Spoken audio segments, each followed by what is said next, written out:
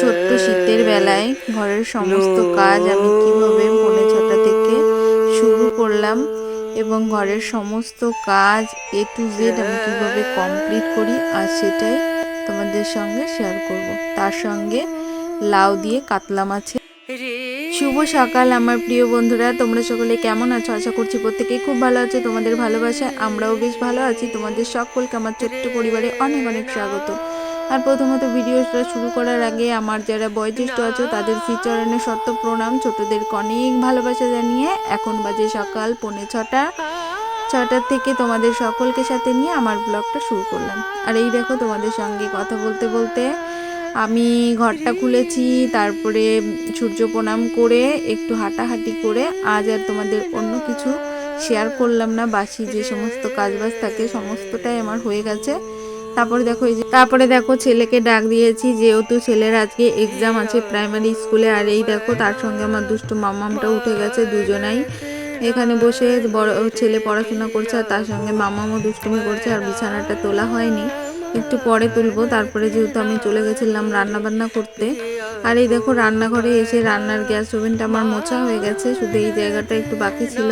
যেহেতু আজ সকাল সকালে উঠেছি তার জন্য এই জায়গাটাও সুন্দর করে পরিষ্কার করে নিলাম। আর এইভাবেই প্রত্যেকটা কাজ করে নেওয়ার চেষ্টা করি সকাল সকাল যেদিন ঘুম থেকে উঠি। আর তারপরে চলে যাব সবজি কাটতে। আর বাইরে একটু রোদ ছিল তো তাই ভাবলাম বাইরে বসে সবজিটা কাটতে। আর তার চেয়ে বড় কথা শাক ছিল, শাকগুলো না সবসময়ের জন্য সূর্যের আলো বসে কাটাই ভালো, না হলে পোকা থাকতে পারে।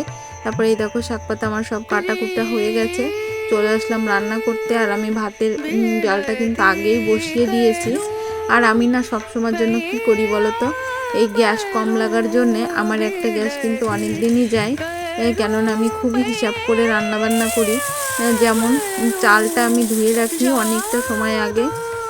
আর এই শীতের দিনে জানোই তো, আর আমি যেহেতু ট্যাপের জলেই রান্না বান্না করি, জলটাও খুব ঠান্ডা থাকে, ওই জন্য চেষ্টা করি মানে সঙ্গে সঙ্গে জল দিয়ে তারপরে রান্না বান্না করার, যাতে অল্প সময়ের মধ্যে জলটা বেশি ঠান্ডা না হয়।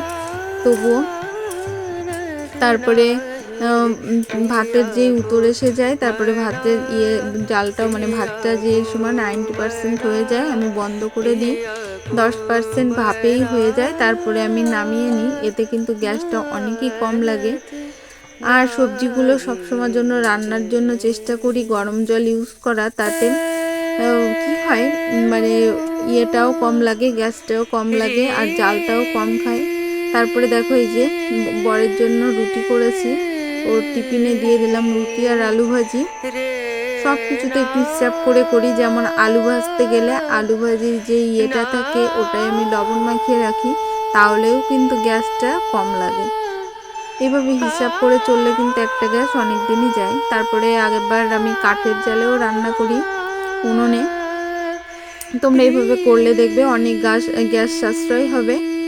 তারপরে দেখো তোমাদের সঙ্গে কথা বলতে বলতে কিন্তু অনেক কাজ করে ফেলেছি। তারপরে জামা কাপড়গুলো এখন ভিজিয়ে দিচ্ছি। তাই বন্ধুরা একটা জিনিস কিন্তু প্রত্যেকেই করছো, সেটা কি করছো বলো তো আমার প্রিয় বন্ধুরা? অনেকেই আছো আমার ভিডিওগুলো স্কিপ করে করে দেখছো, একটু না দেখেই হুট করে কমেন্ট করে বলছো দিদিভাই দেখা হয়ে গেছে।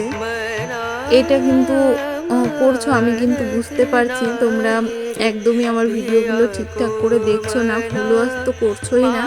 তার সঙ্গে জানি আমার চ্যানেলটাকে একদম বসিয়ে দেবে তোমরা, কেননা আমাকে তোমরা ভালোবেসে কেউ আমার ভিডিওটা দেখছো না। আমি কিন্তু যার ভিডিওই দেখি ভালোবেসে ফুল দেখার চেষ্টা করি। আমার মাম্মা এত ছোট, তবুও আমি যতটুকু পারি প্রত্যেকের ভিডিও ফুল দেখে তারপরে কমেন্ট করে আর লাইকটা তো মাস্ট করেই দিই।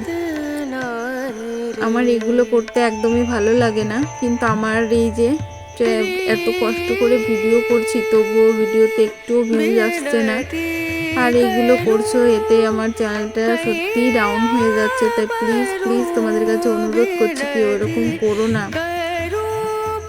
আমি অনেক কষ্ট করে ভিডিও তৈরি করি, তোমরা যদি এরকম করো তাহলে আমার মস্ত বড় ক্ষতি হয়ে যাবে। আমার যে স্বপ্ন নিয়ে ইউটিউবে আসা সেটা কখনোই সফল হবে না। তাই প্লিজ তোমরা প্রত্যেকে আমার একটু সাথে থেকো, হেল্প করো আমাকে প্রত্যেকে।